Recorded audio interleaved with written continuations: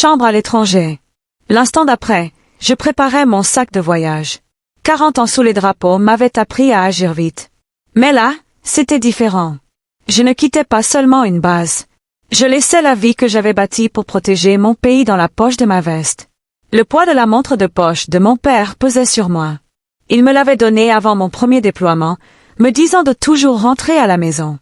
Je l'avais maintes fois répété, mais ce retour n'était pas prévu. Je n'en avais parlé à personne, pas même à mon fils. Le vol de nuit pour Miami était un tourbillon de ronronnements de moteurs et de pensées agitées. Je regardais par le hublot la fine ligne de l'aube s'étirant sur l'Atlantique, me demandant si Daniel serait au travail ou encore endormi lorsque je frapperais à sa porte. J'imaginais son sourire, la façon dont ses yeux se plissaient sous son rire, et cela suffisait à me porter à travers les turbulences.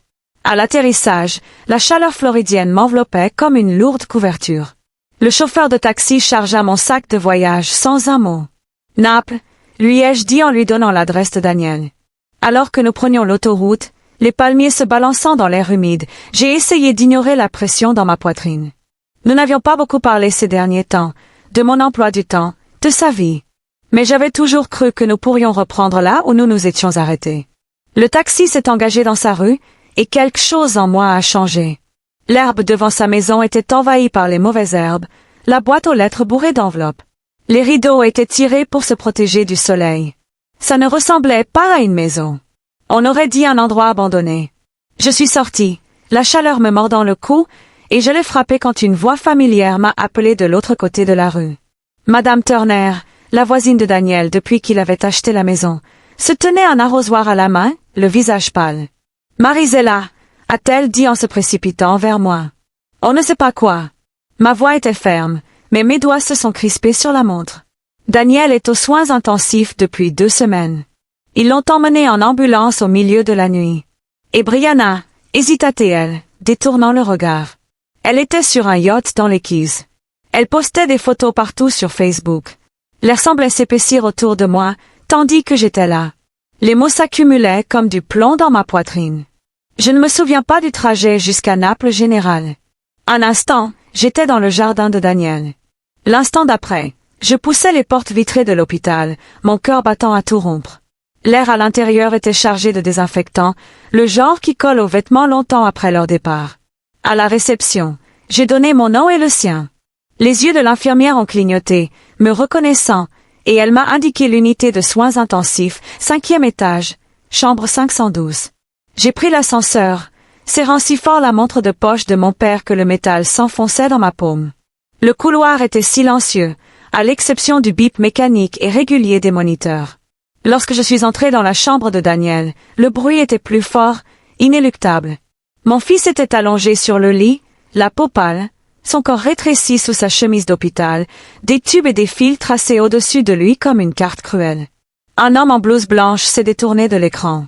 « Je suis le docteur Julian Cross », a-t-il dit d'une voix basse mais ferme. « Votre fils est atteint d'un cancer gastrique avancé. En phase terminale. Si nous l'avions détecté plus tôt, il aurait peut-être eu plus de temps. Il est ici depuis 2 semaines. Pas de visite. » Ces mots semblaient irréels, comme s'ils appartenaient à la vie de quelqu'un d'autre. Je me suis rapprochée, mes doigts effleurant le dos de sa main. Sa peau était froide, ses veines fragiles sous mon contact, ses paupières palpitaient. Lentement, elles s'ouvrirent et je vis les mêmes yeux noisettes que j'avais vus s'illuminer lorsqu'il était enfant sur le terrain de baseball. « Je t'aime, maman », murmura-t-il d'une voix faible comme un souffle. Avant que je puisse répondre, le bip régulier de l'écran se transforma en un long son perçant. Les infirmières se précipitèrent et le docteur Cross me poussa dans le couloir. Je restai figé, percevant le tourbillon d'ordre, le bruit des pas, le bruit sourd des mains sur sa poitrine. Quelques minutes plus tard, la porte s'ouvrit. Le médecin sortit, l'air lourd. « Je suis désolé. Nous avons fait tout ce que nous pouvions. » La montre dans ma main me semblait plus lourde que jamais, et je ne pensais qu'à mon retour trop tard. Je retournai chez Daniel, l'odeur de l'hôpital encore présente. Les clés me semblaient étrangères en entrant sur le porche. En poussant la porte, une bouffée d'air vicié me frappa, de celle qui s'installe quand personne n'a pris soin d'un endroit depuis des semaines. Le salon était sombre. Les rideaux tirés, des verres vides reposaient sur la table basse. Une fine couche de poussière recouvrait leurs bords. Dans la cuisine, Des boîtes à emporter et de la vaisselle sale étaient empilées pêle-mêle dans l'évier. Le bourdonnement du réfrigérateur était le seul signe de vie sur le plan de travail. Une pile de courriers non ouverts était adossée au mur. J'ai déchiqueté les avertissements de coupure de courant de l'enveloppe. Relevé de cartes de crédit en retard, avis de prêt hypothécaire en retard. Ma poitrine s'est serrée en les feuilletant. Daniel n'avait jamais été négligent avec l'argent. Je me suis installée dans son petit bureau, la chaise légèrement de travers, comme si quelqu'un était parti précipitamment. Des papiers jonchaient le bureau. Certains froissés, d'autres soigneusement pliés. Parmi eux, j'ai trouvé une épaisse pile de reçus. Le premier concernait une location de yacht à Key West. 150 000 $, daté de la même semaine que celle où Daniel avait été admis aux soins intensifs. Un autre, de Cartier à Miami, indiquait près de 200 000 $ pour des bijoux. Il y avait des dîners dans des hôtels en bord de mer, des boutiques de vêtements de luxe, tous facturés sur la carte de crédit de Daniel. Les dates correspondaient trop bien au jour où je savais qu'il était allongé dans ce lit d'hôpital. Je me suis assis durement sur la chaise de bureau, les reçus tremblants dans mes mains. Le visage de Brianna m'a rappelé le sourire qu'elle avait arboré sur les réseaux sociaux, comme l'avait décrit Madame Turner. Je lui avais fait confiance pour être aux côtés de mon fils, pour prendre soin de lui quand je ne pouvais pas être là. Au lieu de cela, elle avait vidé ses comptes pendant qu'il se battait seul pour survivre. J'ai soigneusement empilé les reçus. Chacun était une accusation discrète, et je savais que ce n'était que le début de ce que j'allais découvrir. J'ai posé les reçus sur la table basse, les doigts crispés sur mon téléphone. Son numéro était toujours enregistré, même si je ne l'avais pas utilisé depuis des mois. Un instant, j'ai fixé l'écran, le pouce en suspens, le poids de ce que je venais de découvrir me poussant en avant. L'appel a été établi presque instantanément. Le visage de Brianna est apparu, encadré par le blanc aveuglant du pont d'un yacht. Une musique assourdissante résonnait en fond sonore, mêlée à des éclats de rire. Elle tenait un verre à pied, une boisson orange vive clapotant sur le bord. Derrière elle, des gens en maillot de bain dansaient et criaient pour couvrir le vent. « Eh bien, regardez qui a finalement décidé d'appeler », dit-elle en souriant comme si nous étions de vieux amis qui se retrouvaient. « Daniel est parti », dis-je d'un ton neutre, d'une voix plus assurée que prévu. Son sourire s'est essoufflé l'espace d'un instant. Puis elle a haussé les épaules et a pris une longue gorgée. C'était inévitable. Vous savez, il était malade depuis un moment. Personne ne pouvait rien faire. J'ai senti l'air se serrer dans mes poumons, mais je n'en ai rien laissé paraître. Et les frais sur sa carte, la location du yacht, les bijoux. Son rire fut bref. Insouciant. Je suis sa femme. Ce qui est à lui est à moi. C'est comme ça que fonctionne le mariage. Marisela. La facilité avec laquelle elle a dit cela était presque plus choquante que les mots eux-mêmes. Elle n'a même pas essayé de feindre le remords. J'ai scruté son visage une longue seconde, mémorisant chaque détail. Les lunettes de soleil de créateur. Le scintillement des créoles en or à ses oreilles. Le vent qui emmêle ses cheveux parfaitement coiffés. Profitez de la vue, dis-je doucement. Elle pencha la tête comme si elle avait entendu un compliment. Oh, je le ferai, dis-je en me penchant en avant pour que mon visage remplisse l'écran. C'était ma dernière fête à mes frais? Je raccrochai avant qu'elle puisse répondre. L'image de son sourire, figé persistait sur l'écran noir.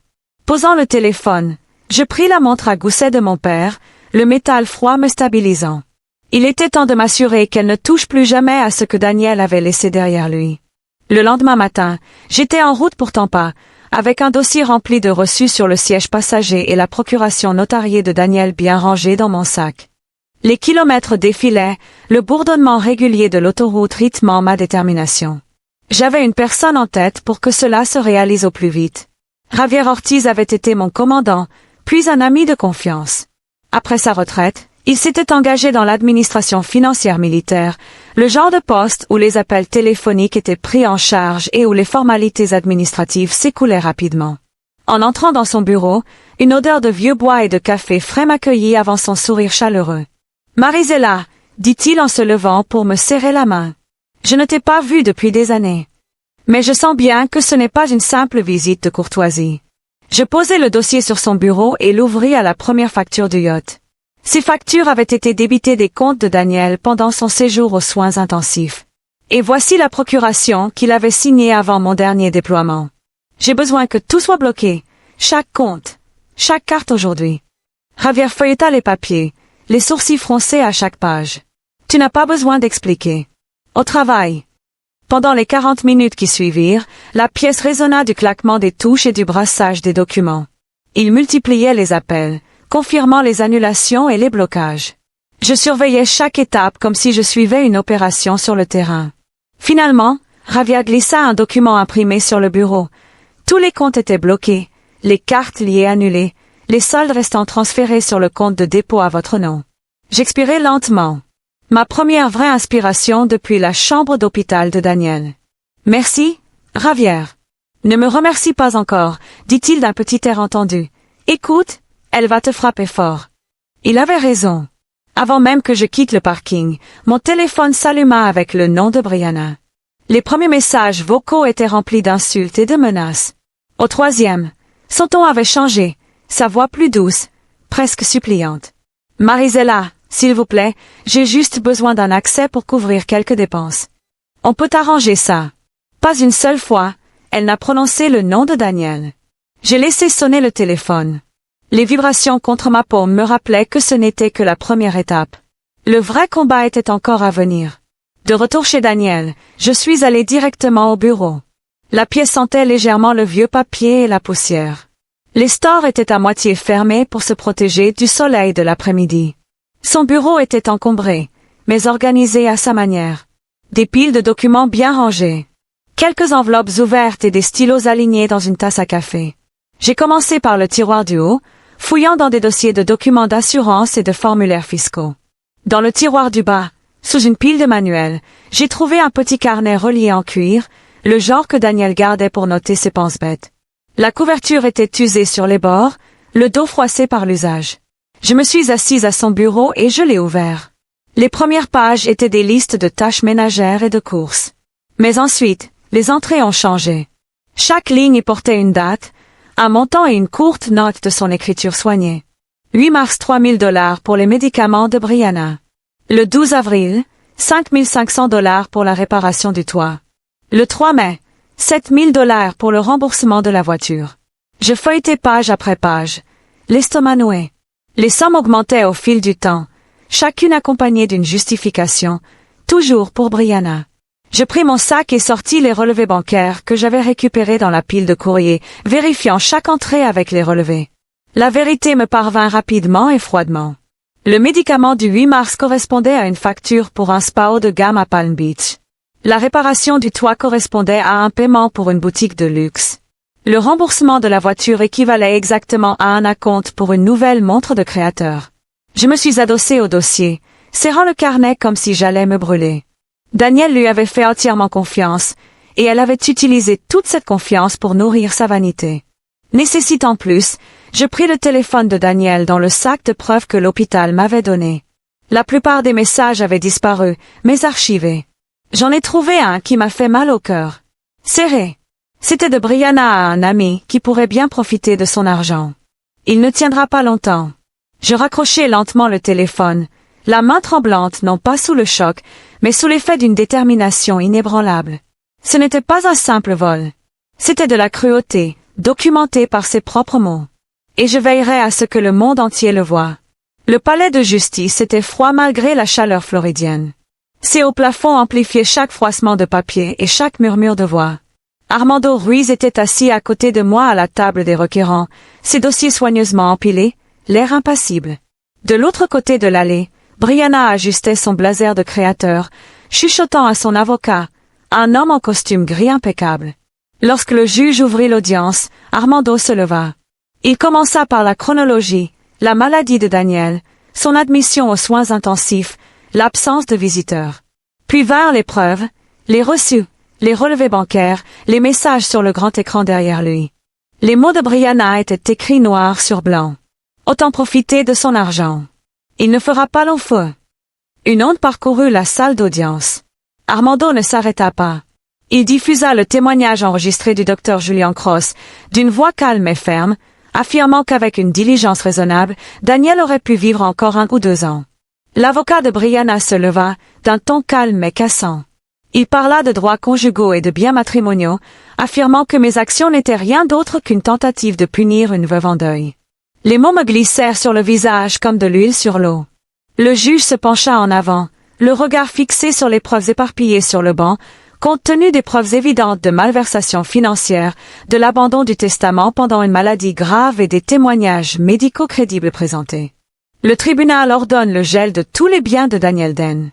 La gestion temporaire de la succession sera accordée à Marisela Den. Brianna Cole n'a pas le droit d'accéder à ses biens ni à ses fonds jusqu'à nouvel ordre. Le coup de sifflet fut sec et définitif. Brianna se leva d'un bond. Son visage rougit. « Tu vas le regretter. Marisela, tu ne peux pas me faire ça. » Deux huissiers de justice entrèrent, la guidant vers la sortie tandis qu'elle me lançait un dernier regard noir.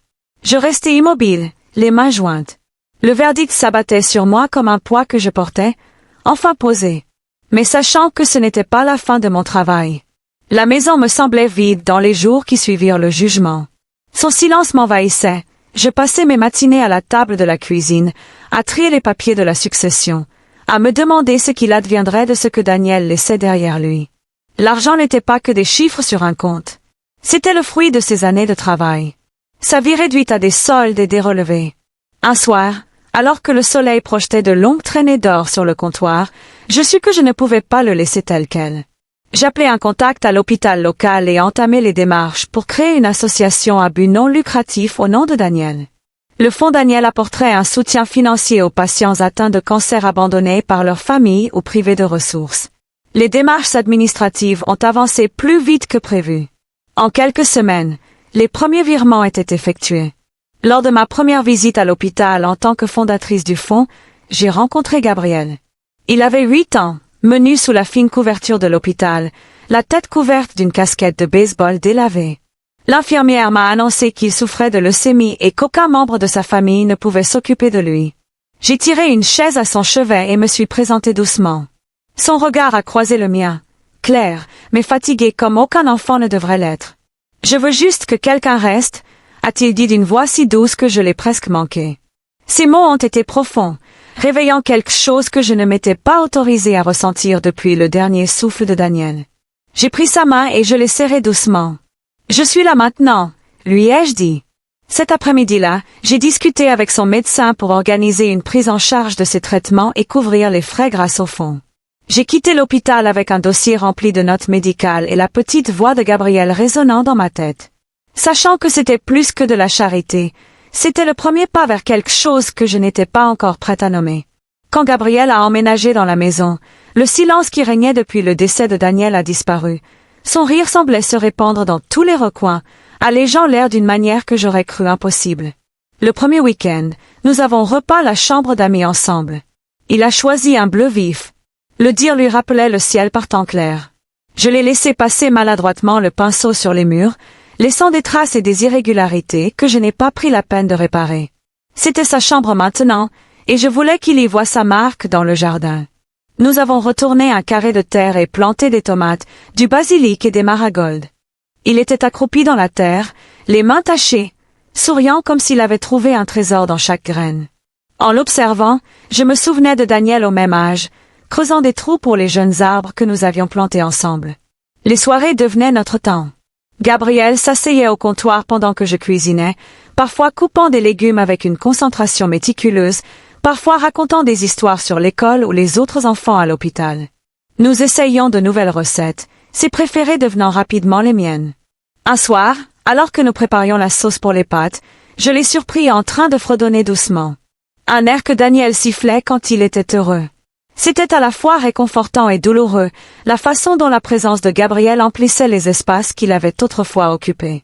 Sans les effacer, je sentais le passé et le présent s'entremêler, non pas en compétition, mais dans une compagnie tranquille. Je le bordais chaque soir, les murs bleus luisant doucement à la lumière de la lampe, et je pensais à la façon dont l'amour pouvait prendre de nouvelles formes sans perdre les anciennes. Et chaque jour, la suite de mes pensées devenait plus claire. Le soleil commençait à peine à décliner lorsque Gabriel et moi avons marché jusqu'au rivage, bercés par le bruit du golfe, constant et calme. L'air était chaud, chargé d'une légère odeur de sel et d'herbes marines. Je tenais un petit cadre en bois contenant la photo de Daniel, prise il y a des années. Alors que son sourire pouvait l'éclipser, Gabriel tenait une pierre lisse trouvée dans le jardin. Il disait qu'elle empêcherait le vent de s'envoler. Nous avons trouvé un endroit où la marée montait assez haut pour caresser le sable, mais sans emporter ce qui y était déposé. J'ai posé le cadre délicatement, en enfonçant la base dans la terre meuble. Gabriel a posé la pierre à côté, ses petits doigts effleurant le bord de la photo. Nous sommes restés là un long moment, laissant les vagues parler pour nous. Je pensais à quel point ce moment était différent de celui que j'avais imaginé en embarquant pour la première fois dans ce vol de retour. Comment la perte m'avait mené à quelque chose dont j'ignorais avoir besoin. Lorsque l'horizon s'est illuminé de reflets roses et dorés, Gabriel a glissé sa main dans la mienne. Je sentais la chaleur constante de son étreinte, la promesse silencieuse que nous construisions quelque chose qu'aucun de nous n'aurait à quitter. En me tournant vers la maison, je savais que celle où nous retournerions était bien plus que des murs et des fenêtres. C'était un lieu uni par l'amour. Et pour la première fois depuis longtemps, c'était le cas.